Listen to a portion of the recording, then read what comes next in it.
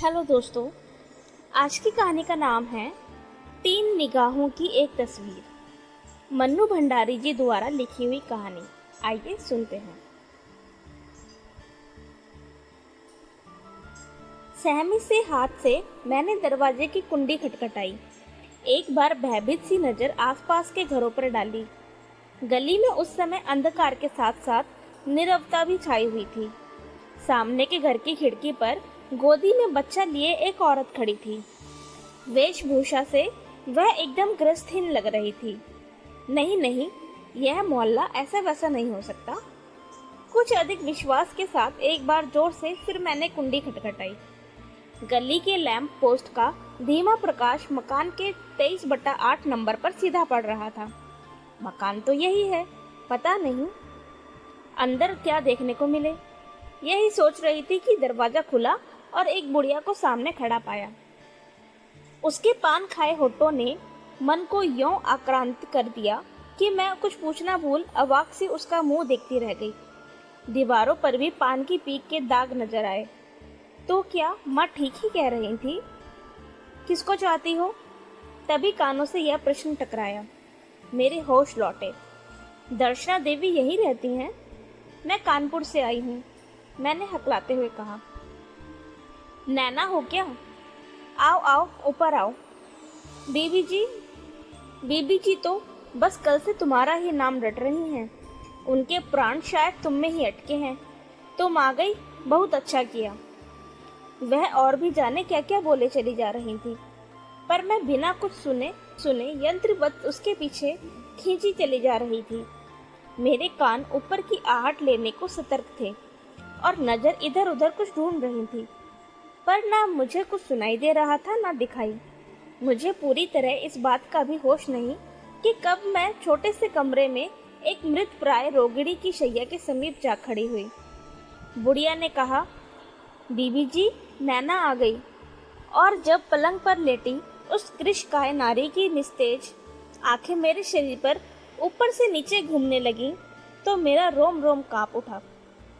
तो ये है मेरी दर्शना मासी। और तभी मेरी आंखों के सामने आज से कोई 7 साल पहले मेरे घर के ड्राइंग रूम में लटकी मासी की वह तस्वीर घूम गई, जिसमें मासी नवविवाहित वधू के रूप में शर्माई सी मासा जी से सटकर बैठी थी। पर उस रूप में और इस रूप में तो कोई साम्य नहीं है। यह कैसे हालत हो गई मासी की? जाऊं उनके पास जाकर बैठूं, यह सोचकर जैसे ही कदम बढ़ाया कि मासी का क्षीण स्वर सुनाई दिया। शून्य आंखों से देखते हुए वह बोली, मैं जानती थी जीजी कभी नैना को मेरे पास नहीं भेजेंगी। भेज देती तो एक बार उसे प्यार करके मन की निकाल लेती। नैना की जगह यह न जाने किसे भेज दिया है। अंत समय में मुझे यों न छालती तो उनका क्या बिगड़ जाता। उनकी आंखों से आंसू टपक पड़े और उन्होंने करवट लेकर मेरी ओर पीठ कर ली। मैं जड़वत जहां की तहां खड़ी रह गई। बुढ़िया ने मुझे समझाया, अभी होश में नहीं है, तुम उधर चलकर खाओ पियो, सवेरे होश आने पर पहचान लेंगी। कल से तुम्हारा ही नाम रट रही थी, पर मेरे पाँव तो जैसे जम ही गए थे। बार बार एक ही बात दिमाग में गूंज रही थी, क्या सबने इन्हें छला है? मैंने एक बार कमरे में चारों ओर नजर डाली। कमरे के धीमे प्रकाश में वहां की उदासी और भी बढ़ गई थी। कमरे की अस्त व्यस्त चीजों की आड़ी टेढ़ी बेडौल छाए दीवार पर पड़ रही थी। देखकर ही मन भय से भर उठा। उस समय मासी की हालत पर तरस कम और सबको नाराज करके यहाँ चले आने की अपनी जिद पर पश्चाताप अधिक हो रहा था। बुढ़िया मुझे दूसरे कमरे में छोड़कर चली गई। जाने कितने कितने प्रश्न आंधी की तरह मेरे मन में उमड़ घुमड़ कर रहे थे। माँ की बातें, मासी की हालत, घर का वातावरण, सब मेरे सामने एक अनबुझे पहेली की तरह खड़े थे। मैंने अपनी सतर्क नजरों से इधर उधर देखना शुरू किया। एकाएक ही कोने में रखे सितार, तानपुरे और तबले में मेरी दृष्टि उलझ गई। ये सभी चीजें मैंने कभी नहीं देखी, सो बात नहीं, पर यहाँ देखकर मेरे रोए खड़े हो गए। जबरदस्ती दबाई हुई मन की आशंका पूरे वेग से उभर आई। देखते ही देखते कमरे के कोने में रखे हुए वाद्य यंत्र झनझना उठे, तबला ठनकने लगा, घुंघरू छनकने लगे और कह कहो की गूंज से कमरा भर गया। मुझे लगा मेरा सिर चकरा जाएगा। इस सब के बीच माँ की क्रोध भरी मूर्ति दिखाई देने लगी। देख नैना, उस छिन्नाल के घर तू मत जा। वह मर रही है तो मरने दे। मैंने तो 7 साल पहले ही उसे मरा समझ लिया था। जिद करके तू वहां चली गई तो समझ लेना माँ तेरे लिए मर गई। मैं पसीने से तरबतर हो गई। मैंने अपने को ही समझाते हुए कहा, नहीं नहीं, मेरी दर्शना मासी ऐसी नहीं हो सकती, यह सब गलत है। और मैंने उस अदृश्य नाचती नारी के स्थान पर मासी की वही छवि ला बिठाई जिसमें वह नवविवाहित वधू बनकर बैठी थी। नैना बेटी, कुछ खा लो। बुढ़िया थाली लिए मेरे सामने खड़ी थी। यहाँ अब कोई आएगा तो नहीं? रात में क्या यहाँ बहुत लोग आते जाते हैं? एक सांस में ही मैं पूछ बैठी। रात दिन क्या, यहाँ तो कभी कोई नहीं आता। जब बीबी जी की तबीयत ज़्यादा खराब होती है तो मैं ही वैद्य जी को बुला लाती हूँ। मैंने निश्चिंतता की एक लंबी सांस ली। इच्छा हुई इस बुढ़िया से ही सब कुछ पूछ डालूं, सब कुछ जान लूं, पर भय के मारे जाने कैसी जड़ता मन में व्याप गई थी कि मैं कुछ पूछ ही नहीं पाई। खाया मुझसे कुछ नहीं गया, चुपचाप लेट गई। अजनबी घर में अजनबी लोगों के बीच पड़े पड़े जाने कैसा लग रहा था। सोचा मैं क्यों चली आई, घर में सबसे लड़कर, सबको नाराज करके यहाँ आने की अपनी जिद को जैसे मैं स्वयं ही नहीं समझ पा रही थी। मासी, जिन्हें मैंने अपनी जिंदगी में पहली और आखिरी बार 4 वर्ष की उम्र में देखा था और जिनकी मुझे लेश मात्र भी याद नहीं थी, उनका प्रेम मुझे यहाँ खींच लाया। यह बात मन में किस प्रकार भी टिक नहीं पा रही थी। तब शायद यह महज कौतूहल था जो मुझे यहाँ खींच लाया था। जब से होश संभाला, अपनी इस मासी के रूप गुण का बहुत बखान सुनती आ रही थी मैं। अपने जन्मदिन पर उपहार पाकर मेरे मन में यह धारणा बहुत दृढ़ हो गई थी कि वह मुझे बहुत प्यार करती हैं। माँ भी बराबर यह कहा करती थी कि नैना ने दर्शना का मन मोह रखा है। जब मैं 6 वर्ष की हुई तो मासी का विवाह हुआ, पर माँ बताती है कि मैं ऐसी बीमार पड़ी कि कोई भी उनके विवाह में सम्मिलित नहीं हो सका। उसके बाद मासी के विषय में बातें तो मैं बहुत सुनती, पर ना माँ मुझे कभी वहाँ भेजती, ना मासी को ही कभी बुलाती। जब बात समझने की अकल आई तो जाना मासा जी को ऐसा रोग है कि माँ मुझे वहाँ भेज ही नहीं सकती और मासी मासा जी को बीमार ही हालत में छोड़कर यहाँ आ नहीं सकती। और धीरे धीरे यह रोग भी जैसे जीवन के दैनिक कार्यक्रम की तरह बन गया, जिसे हमने मासी का दुर्भाग्य समझकर उस पर सोचना भी छोड़ दिया। आज से करीब 7 साल पहले का वह दिन मुझे अच्छी तरह याद है, जब मासा जी का एक पत्र पाकर घर में एक अजीब सी दहशत छा गई थी। माँ बहुत रोई थी। पिताजी के समझाने पर उसने कहा था, इससे तो दर्शना मर जाती तो अच्छा था, कुल को कलंक तो नहीं लगता। इसके बाद करीब 15 दिनों तक कभी मामा जी का पत्र आता तो कभी बड़ी मासी का, और कुछ पूछने पर घर में क्रोध भरी फटकार के सिवाय मुझे कुछ नहीं मिलता। एक दिन गुस्से में आकर माँ ने ड्राइंग रूम से मासी की तस्वीर भी उठाकर फेंक दी और उसके बाद से तो मासी का नाम तक लेना वर्जित हो गया। मैं उस समय उम्र के उस दौर से गुजर रही थी जब छोटी से छोटी बात पर भी मन पर बड़ा रहस्य बनकर छा जाती है, पर किसी तरह भी नहीं जान पाई कि आखिर मासी ने ऐसा क्या अपराध कर डाला कि एकाएक ही वह सबके लिए घृणा का पात्री बन गई। जानती भी कैसे? माँ तो मुझे उनके नाम से ही इस प्रकार बचा बचा कर रखती, मानो उनकी छाया भी मुझ पर पड़ गई तो मेरे लोग परलोक दोनों ही भ्रष्ट हो जाएंगे। मैं माँ की इकलौती बिटिया जो थी। इसके बाद जब मेरे जन्मदिन पर मासी का उपहार आया तो माँ ने साफ मना कर दिया कि उसके घर की रत्ती भर चीज भी नहीं ली जाएगी, पर मैं अड़ गई तो माँ को झुकना ही पड़ा। जाने क्यों माँ के मुंह से जब तब छिन्नाल शब्द सुनकर मेरे मन की ममता मासी के प्रति और भी बढ़ गई थी। कभी कभी घंटों उनकी उस तस्वीर को, जिसे मैंने अपने पास संभाल कर रख लिया था, देखकर मैं यही सोचा करती थी कि सामने बैठी यह सीधी सादी भोली भाली युवती आखिर छिन्नाल कैसे बनी। अतीत के इन्हीं बनते बिगड़ते चित्रों में खोए खोए कितनी रात मैंने बिता दी, मैं स्वयं नहीं जानती। उसके बाद एकाएक ही जाने कैसे आकर्षण मासी के प्रति जगा कि उठी और दबे पांव उनके कमरे में चली गई। सोचा यदि जग रही होंगी तो उनसे बात करूंगी, कुछ इस तरह कि वह मुझे पहचान जाए। मैं उन्हें यह बता देने को व्याकुल हो उठी कि मैं उन्हें बहुत प्यार करती हूँ। सारी दुनिया चाहे उनसे घृणा करे, पर अनजान रहकर भी मैं सदा से ही उन्हें बहुत प्यार करती आई हूँ। मैंने ढूंढकर जैसे तैसे स्विच ऑन किया, पर जैसे ही रोशनी में उनका चेहरा देखा, मुझे लगा जैसे बिजली मेरे शरीर में दौड़ गई हो। उनकी फटी आंखें और खुला मुंह देखकर मेरी चीख भी जैसे घुटकर अंदर ही रह गई। उल्टे पैरों दौड़कर कैसे मैंने बुढ़िया को जगाया, यह सब मैं स्वयं नहीं जानती। बुढ़िया के रोने के साथ मेरी संज्ञा लौटी तो मैं भी रो पड़ी। वह दुख का रोना था या भय का, सो मैं नहीं जानती। मृत्यु को इतने पास से देखने का मेरा पहला ही मौका था। कैसे दूसरा दिन हुआ और कुछ लोगों ने जुटकर मासी का क्रियाक्रम किया, मुझे कुछ नहीं मालूम।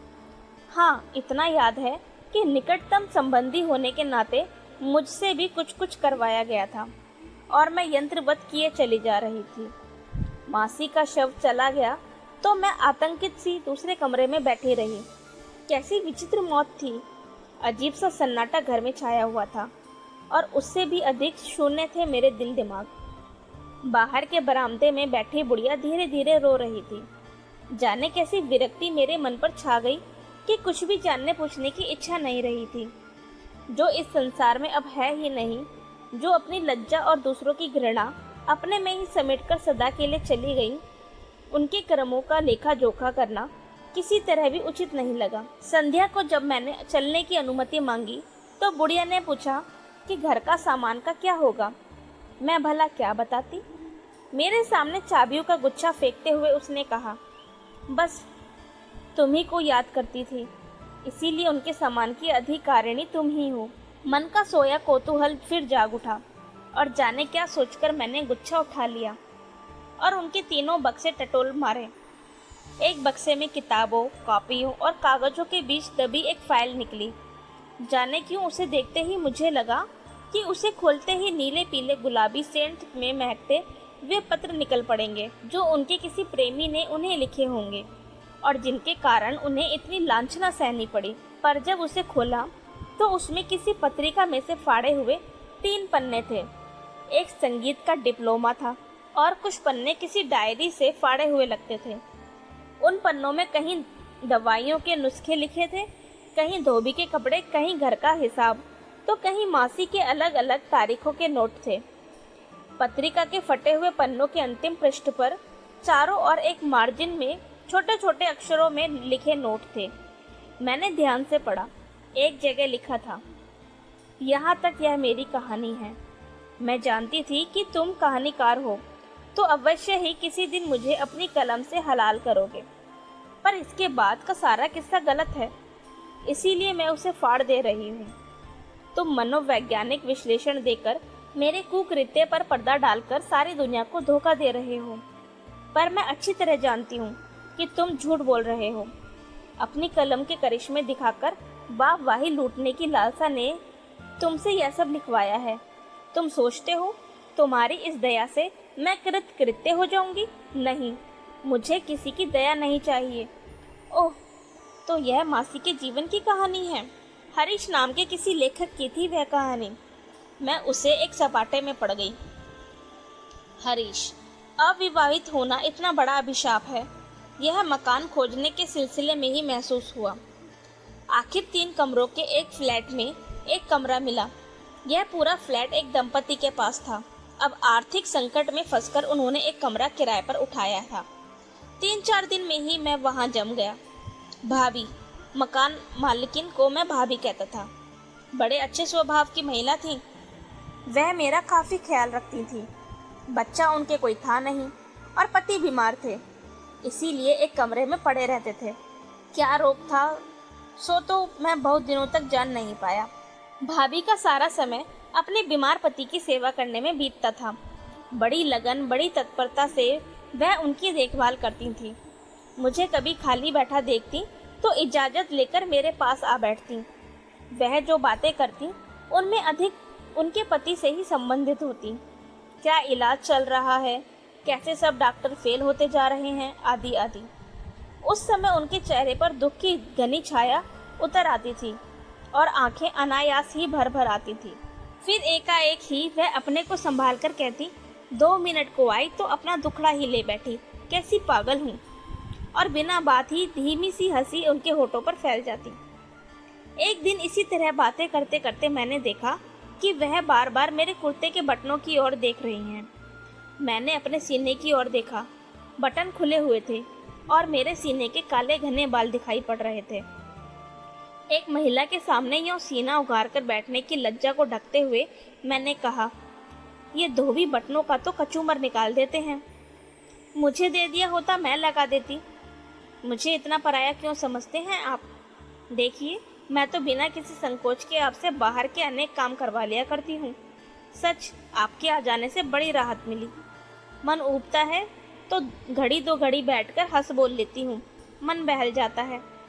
उसके बाद से मैंने देखा कि जब कभी मेरी अनुपस्थिति में भाभी धोबी से कपड़े लेती, बटन हमेशा नदारद। एक बार तो मुझे ऐसा भ्रम हुआ मानो किसी ने बड़ी सफाई से बटन काट दिए हैं। पर फिर अपनी इस कल्पना पर आप ही हंसी आई। बटन कौन काटेगा भला? लापरवाह आदमी। मैं बटन लगवाना भूल जाता और बाहर जाते समय जैकेट चढ़ा लेता, पर भाभी आती तो बहुत ढकने पर भी मेरे सीने के बाल इधर उधर से झांका करते और वह उन्हें घूर घूर कर मुझे संकुचित करती रहती। उस दिन तो मेरी लज्जा का कोई ठिकाना ही नहीं रहा, जिस दिन उन्होंने अपने नौकर को इसी बात के लिए बुरी तरह डांटा कि वह क्यों धोती को मोड़कर घुटने पर चढ़ा लेता है और कमीज के सारे बटन खोलकर बाहें उलटकर नंगा सीना और नंगी बाहें दिखाता फिरता है।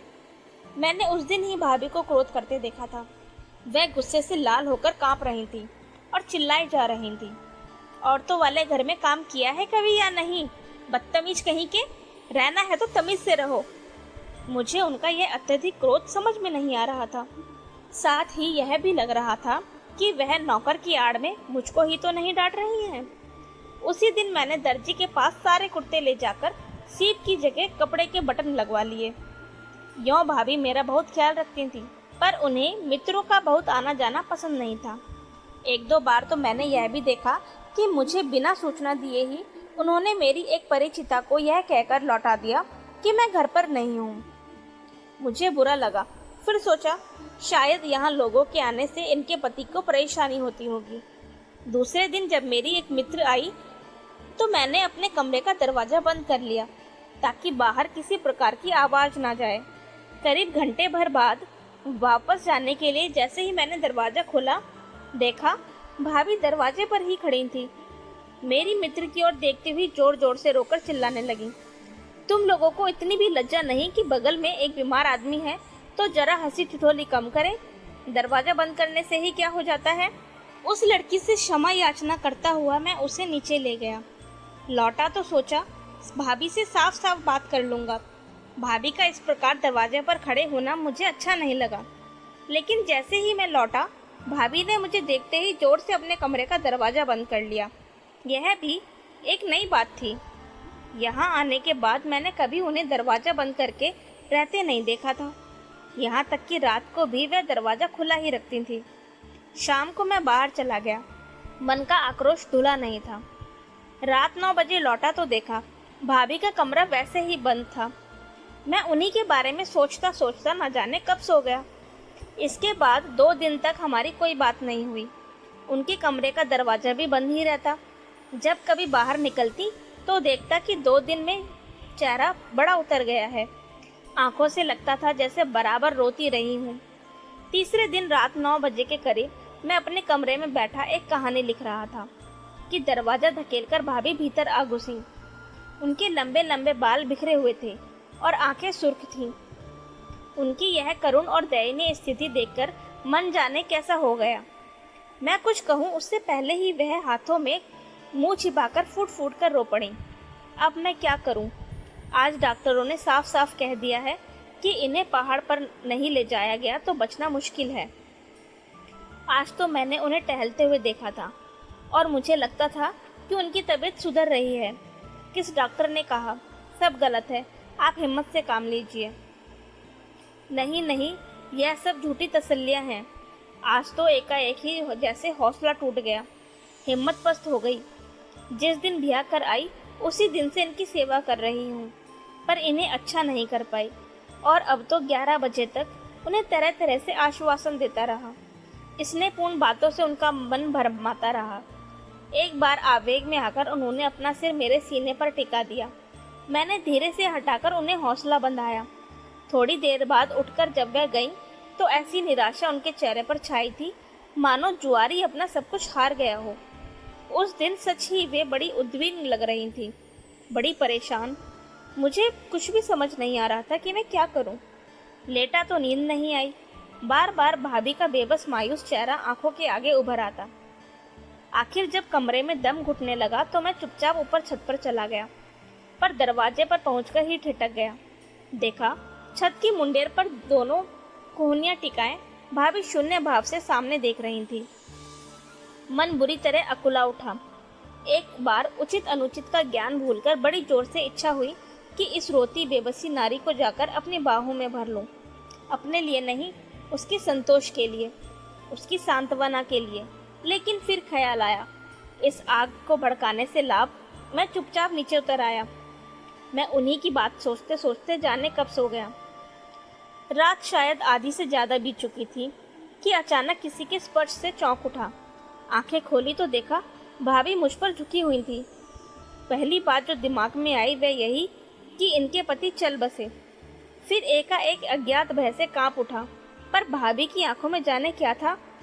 कहानी यहीं से फाड़ दी गई थी और चारों तरफ नोट लिखे थे। दर्शना, 7 मार्च 1947।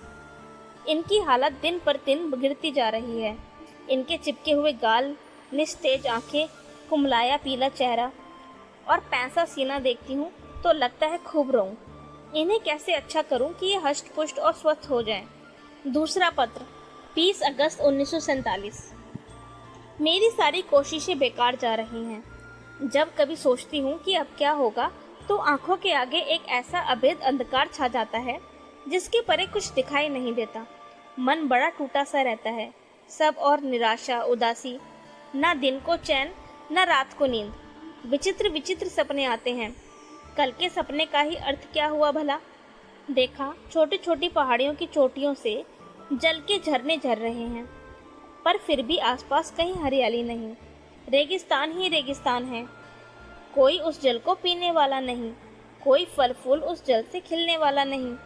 विचित्र संयोग था, जल के किनारे निर्जन रेगिस्तान। पर यह भी कोई सपना हुआ भला? 13 मई 1948। आज मेडिकल कॉलेज गई थी। मैंने वहां हड्डियों का ढांचा देखा। देखकर ही जाने कैसा विचित्र भय मेरे मन में समा गया। एक दहशत सी छा गई। मुझे लगा उस कंकाल ने अपने दोनों हाथ फैलाना शुरू किया और मुझे दबोच लिया। उसकी पकड़ कसती जा रही थी और 130 नायक, खलनायक, विदूषक मुझे लग रहा था जैसे कोई मेरे शरीर का रक्त सोखे जा रहा है। उसके बाद शायद मुझे गश आ गया था, क्योंकि मुझे कुछ मालूम नहीं कि उसके बाद क्या हुआ। डॉक्टर कहते हैं कि मैं इतना परिश्रम ना करूं, नहीं तो मेरी भी हालत खराब हो जाएगी। सच ही तो है, मैं बीमार हो गई तो इन्हें कौन देखेगा। पर इस भय से कैसे मुक्ति पाऊं? घर के जिस कोने में भी जाती हूँ, मुझे वह कंकाल दबोचने चला आता है, जैसे मुझे मार कर खा जाएगा। 6 अप्रैल 1950। इस नौकर को बदलना ही होगा। कितनी बार इससे कहा कि ठीक से कपड़े पहन कर रहा करो, यह सुनता ही नहीं। सोचती हूँ नौकरानी रख लूं, पर बाहर के काम की वजह से इसे ही रखना पड़ता है। यों हरीश जी के आने से कुछ सुविधा जरूर हो गई है, पर उनका क्या, लेखक आदमी है। फिर छाती के बटन तो उनके भी टूटे ही रहते हैं। जाने क्यों यह निर्लज्जता मुझसे बर्दाश्त नहीं होती। किसी की उधड़ी छाती देखकर मेरे सारे बदन में जैसे कांटे चुभने लगते हैं। 11 अक्टूबर 1950। सामने वाली मेम का यह काला झबरा कुत्ता कितना प्यारा है। इसके काले बड़े बड़े बाल कैसे सुहावने हैं। जी चाहता है अपना मुंह उसके काले बालों में छिपा लूं। शाम को जब वह घूमकर आता है तो कितने प्यार से मेम का हाथ चाटता है। दोनों टांगे अपने कंधे पर रखकर अपना सर उसकी छाती से लगा लेता है। मेम उसके मुलायम केशों में उंगलियां डालकर सहलाया करती हैं। ये कुत्ते भी कितने स्नेही और ममतामय होते हैं। कहते हैं ये मेम उस कुत्ते को अपने बच्चों से भी ज़्यादा प्यार करती है। मन करता है मैं भी एक कुत्ता पाल लूं, काले झबरे बालों वाला। उसके बालों में उंगलियां डालकर सहलाऊं, उसे प्यार करूं। पर कौन देख रेख करेगा उसकी? अभी तो इनके कामों से ही फुर्सत नहीं मिलती। कितना मन करता है कि नैना को अपने पास बुलाऊं, पर कैसे लिखूं? दीदी भेजेगी नहीं। भेजे भी कैसे?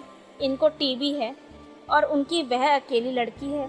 सब कुछ जानती हूँ, उसे बुलाना ठीक नहीं है। फिर भी बड़ी इच्छा होती है कि वह मेरे पास हो, मैं उसे प्यार करूँ, उसके साथ खेलूँ, उसे अपने पास सुलाऊँ। कितनी प्यारी बच्ची है। 8 मई 1951। आज ऊपर गई तो विचित्र ही दृश्य देखा।